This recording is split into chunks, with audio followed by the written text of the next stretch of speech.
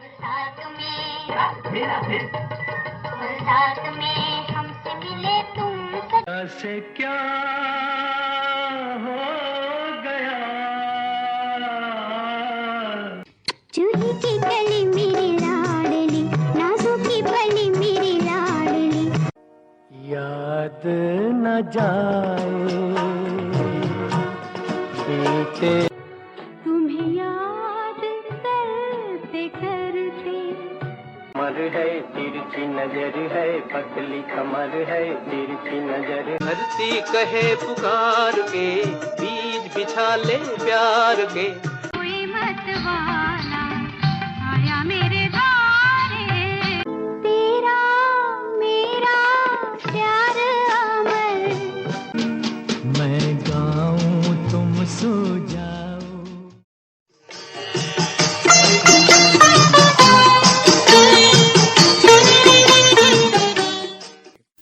बरसात में तुमसे मिले हम। दोस्तों, ये गीत लिखा गया था फिल्म बरसात के लिए, जो 1949 में रिलीज हुई थी। ये गीत उस शख्स ने लिखा जो फिल्मों में गीत नहीं लिखना चाहता था।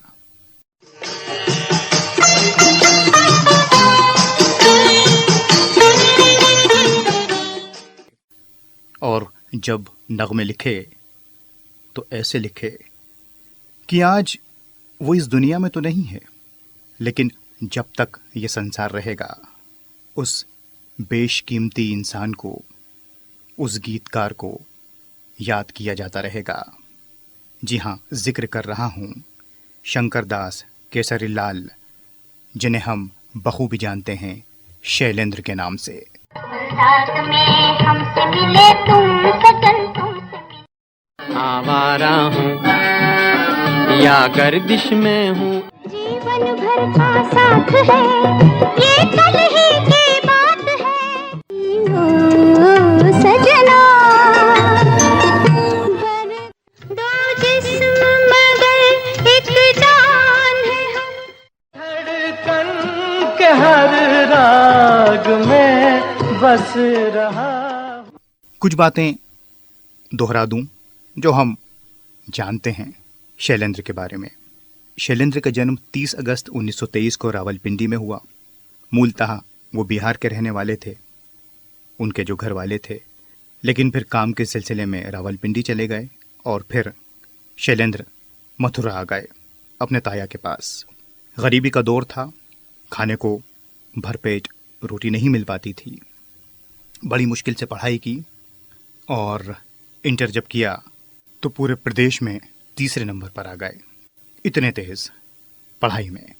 दिल से मेरे लहरें उठे ठंडे पवन में, आज मैं आजाद हूँ। प्यार की रोशनी तेरी आंखों में, ये दुनियादारी नदी।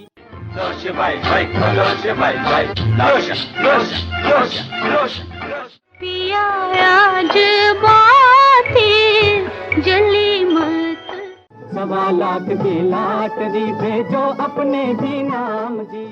गुजरिया तू सज धज के जाऊं पिया के देश। हिम्मत वाले पालिश वाले ठहर जरा हो जाने वाले। ये रात गई वो सुबह नहीं, लपक झपक तू आरे बदरवा, लपक झपक तू आरे बदर। शाम की तन्हाइयाँ ऐसे में तेरा। शैलेंद्र के अंदर शुरू से ही एक आग थी, एक गुस्सा था सिस्टम को लेकर कि क्यों होते हैं लोग गरीब, और वही सब बातें उनके गीतों में झलकती है। मथुरा में शैलेंद्र ने रेलवे में नौकरी की, फिर उसके बाद बम्बई आ गए और बम्बई में माटुंगा में रेलवे में नौकरी करने लगे वेल्डर के तौर पर। पढ़ने लिखने का शौक़ था, कविताएं गीत लिखा भी करते थे। इप्टा से जुड़ गए, वहाँ उन्हें कई लोग मिले। इप्टा से जुड़े तो वामपंथी सोच तो उनकी थी ही, उसमें और इजाफा हुआ।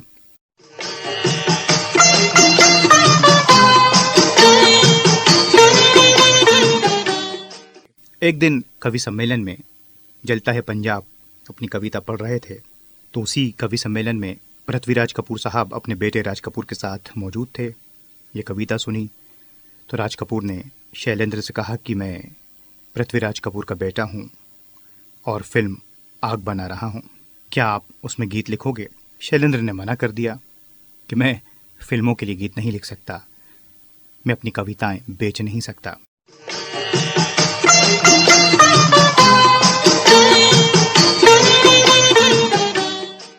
खैर, राज कपूर ने कहा कभी ज़रूरत हो तो आ जाना। वक्त बीता और शैलेंद्र एक दिन राज कपूर के पास पहुंच गए, क्योंकि तब शैलेंद्र की शादी हो गई थी शकुंतला से झांसी में।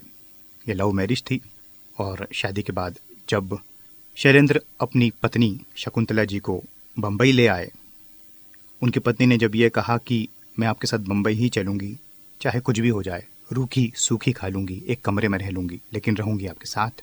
फिर बम्बई में जब पहला बच्चा हुआ तो शैलेंद्र को पैसे की ज़रूरत पड़ी और फिर वो राज कपूर के पास गए और राज कपूर से जाकर कहा कि मुझे 500 रुपये उधार दे दीजिए। राज कपूर ने उन्हें 300 रुपये दिए, उनके पास 300 ही थे उस वक्त, और 200 रुपये पास के ऑफिस से लिए।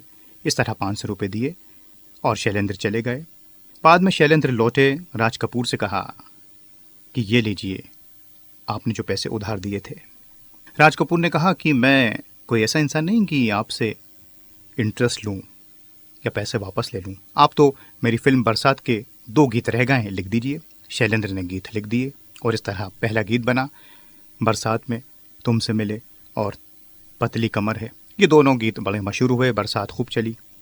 उसके बाद भी शैलेंद्र फिल्मों में गीत नहीं लिखना चाहते थे, लेकिन फिर किस्मत है, कुदरत को आपको और हमको एक बेहतरीन गीतकार देना था, तो फिर सिलसिला चलता रहा। आवारा, श्री 420।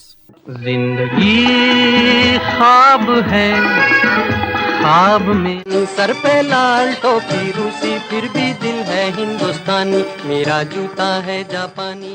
रुको कोई आ बसंती, दोस्त दोस्त ना रहा प्यार, सी बात न मिर्च मसाला कह के रहेगा कहने वाला।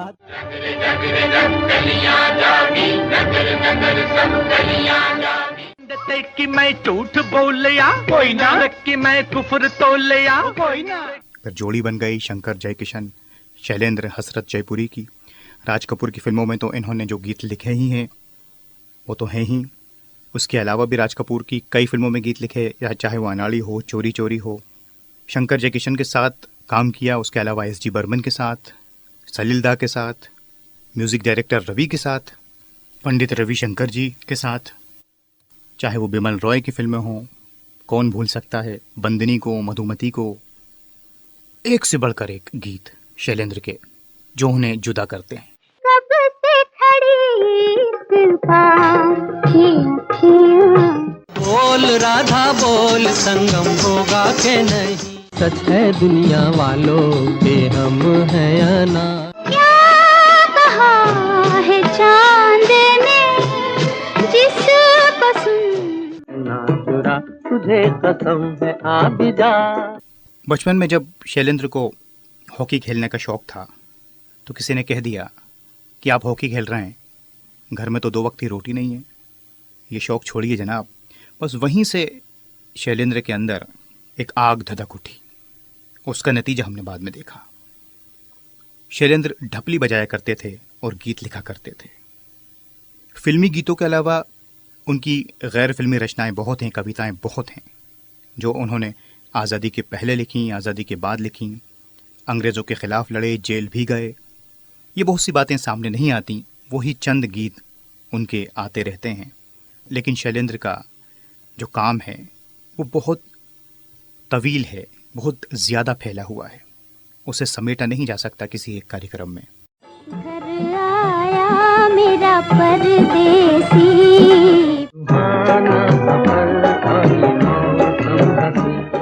किसी की मुस्कुराहटों पे हो निसार, किसी कहता है दिल रखता मुश्किल मालूम नहीं है कहाँ मंजिल, तमन्ना दिल को है तुझसे ही प्यार। परेल के एक रूम से शुरुआत की और फिर बाद में अपने मकान तक पहुंचे जिसका नाम उन्होंने रखा रिमझिम। ये नाम शैलेंद्र के घर का ही हो सकता है। 3 बेटे 2 बेटियां शैलेंद्र साहब की रहीं।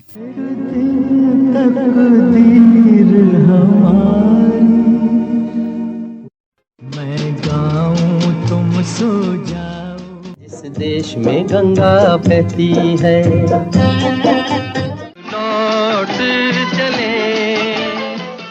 चाहे कोई मुझे जंगली कहे, तेरी एक बूंद के प्यासे हम तेरी हो जाने वाले, हो सके तो लौट के आ।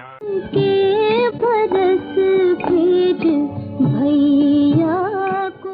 सजन रे झूठ मत बोलो, खुदा के पास जाना है। जब भी घर आते, चाहे कितना ही बिजी शेड्यूल हो, अपने बच्चों को पूरा समय देते। बच्चे जो कहते वो उनके लिए करते, मुस्कुराते, बच्चों को हंसाते। भले ही शैलेंद्र साहब गंभीर लगते हों अपनी शख्सियत से, लेकिन एक बच्चे का दिल भी था शैलेंद्र के अंदर।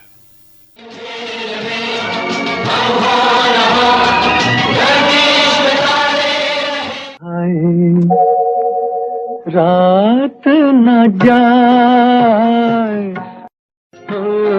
तेरे मेरे सपने अब कसक ये बिन बात की भला ये रो। उनके गीतों को अगर हम देखें तो वो जुदा हैं, एक मैसेज देते हैं। लेकिन ऐसा नहीं कि उन्होंने सिर्फ गंभीर नगमे लिखे हों, रोमानियत भी है, शोखी भी है, कॉमेडी सॉन्ग्स भी हैं। शम्मी कपूर के लिए चाहे कोई मुझे जंगली कहे भी है, चाहे कोई मुझे जंगली कहे। और टाइटल गीत तो शैलेंद्र साहब गजब के लिखते थे। उनका पहला नगमा ही टाइटल सॉन्ग था। कई हैं, चाहे बरसात का हो, आवारा का हो, हरियाली और रास्ता का हो, आई मिलन की बेला का हो, ये खूबी शैलेंद्र में थी। आहा आई मिलन की बेला देखो आई, हरियाली और रास्ता। सवालिया गीत भी लिखे। एक सवाल मैं करूं, फिल्म ससुराल। एक सवाल मैं करूं, एक सवाल। ये सब वैरायटी बताती है कि बिहार का रहने वाला रावलपिंडी में गया, फिर मथुरा में, इतने प्रदेशों में गए वो, वहाँ की भाषा उन्होंने सीखी होगी, साहित्य पढ़ा होगा, वो सब झलकता है शैलेंद्र के नगमों में। झूमती चली हवा, याद आ गया कोई, फिल्म आम्रपाली के गीत। मुझे फिर बुला गया तितली उड़ी उड़ जो चली।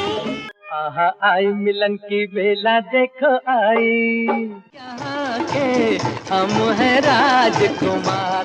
होए होए ये रात भीगी भीगी ये माँ, ये मेरा दीवानापन है, टूटे हुए ख्वाबों ने जाने कैसे सपनों में खो गई अखियाँ। मोर नाचा किसी ने न देखा। शंकर जयकिशन और राज कपूर के साथ तो उनका संबंध था ही, क्या क्या गीत दिए हैं।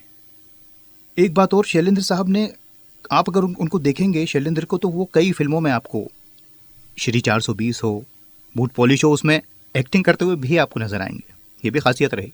कई किस्से हैं उनके, जैसे कि फिल्म दाग का नगमा, ए मेरे दिल कहीं और चल, इसे हैंगिंग गार्डन में लिख दिया। संगीतकार दत्ताराम के साथ बैठकर, पेन में स्याही नहीं थी तो माचिस की तिलियों से लिख दिया। अब कोई घर नया। खोया खोया चांद जैसा गीत। एस.जी. बर्मन साहब ने कहा कि गीत जल्दी चाहिए तो पंचम को साथ ले गए, और जुहू बीच पर एकदम ख्याल आया तो सिगरेट के अंदर जो कागज़ होता है सिगरेट के पैकेट के अंदर, उस पर गीत लिख दिया, खोया खोया चांद। रफ़ी साहब की आवाज़ में कितना मशहूर हुआ। आँखों में सारी रात जाएगी, ये किसी की जुल्फ बिखरी, पूछो ना कैसे मैंने रैन बिताई। मेरे साजन है उस पार, मैं मनमार हूँ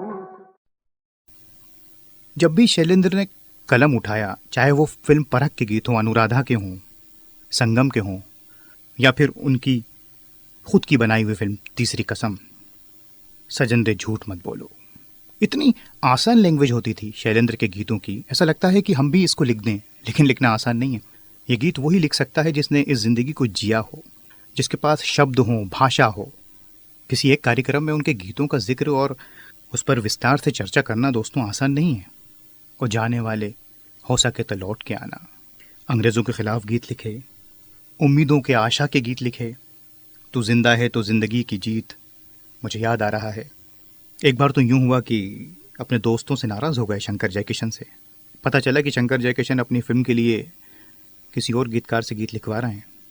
तो शैलेंद्र हसरत जयपुरी को लेकर पहुंच गए उनके ऑफिस और चंद लाइनें छोड़ दी और कह दिया वहाँ जो साहब मौजूद थे उनसे कि शंकर जयकिशन आए तो उन्हें ये ख़त मेरा दे देना।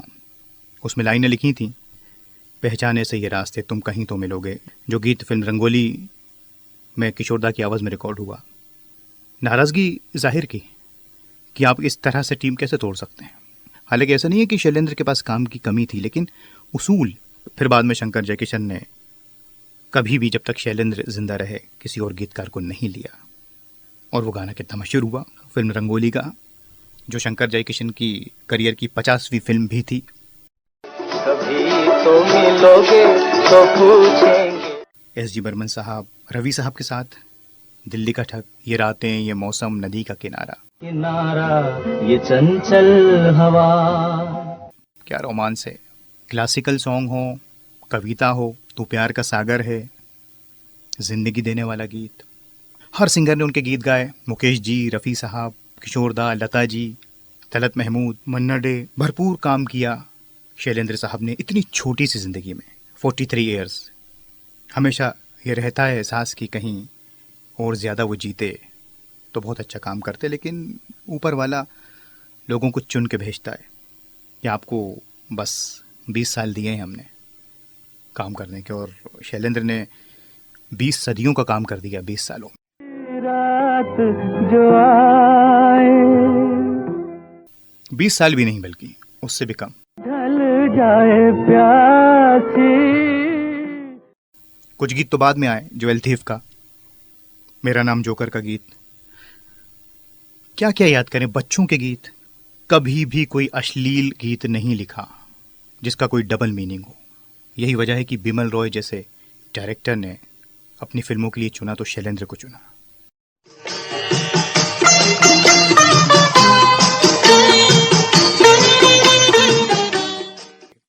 तीन बार फिल्म फेयर अवार्ड से भी नवाजा गया। ये मेरा दीवानापन है, सब कुछ सीखा हमने, फिल्म अनाड़ी का गीत, मैं गाऊं तुम सो जाओ, फिल्म ब्रह्मचारी का गीत।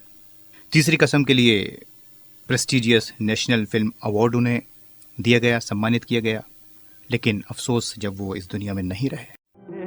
तेरे बिन सुने। राज कपूर साहब उनकी इतनी इज्जत करते थे कि अक्सर वो जहाँ शैलेंद्र बैठा करते थे नीचे बैठते थे राज कपूर। अगर शैलेंद्र सोफे पर बैठे हैं तो राज कपूर ज़मीन पर बैठ जाया करते थे। कितने पारखी होंगे, वो जानते थे शैलेंद्र क्या हैं।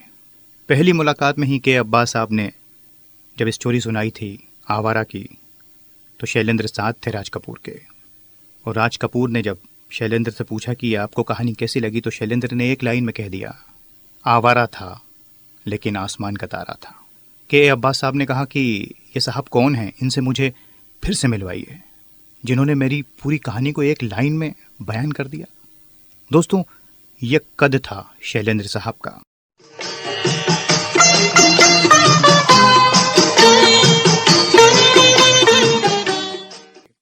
और इतना दुखद रहा ये कि राज कपूर और शैलेंद्र की इतनी अटूट दोस्ती थी, लेकिन कुदरत को ये मंजूर हुआ कि जिस दिन राज कपूर साहब का जन्मदिन होता है 14 दिसंबर को, उसी दिन 1966 में शैलेंद्र साहब ने इस फ़ानी दुनिया को अलविदा कह दिया। और इस गम को फिर तमाम उम्र जब तक राज कपूर साहब जिंदा रहे भूल न सके।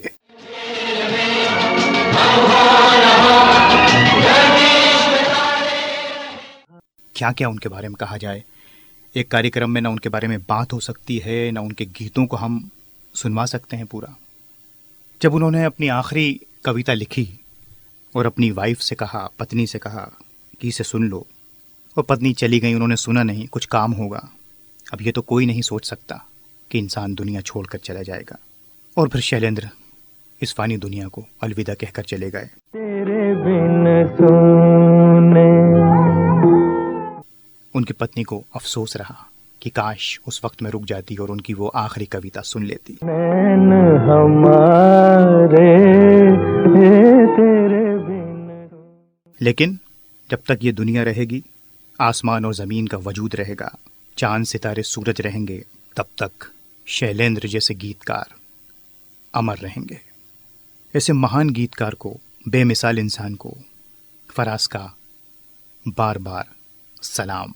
ये घाट तू ये बाट कहीं भूल न जाना। बस शैलेंद्र साहब के बारे में इतना ही कह सकते हैं, वो जाने वाले हो सके तो लौट के आना। आने वाले हो सके तो लौट के आना।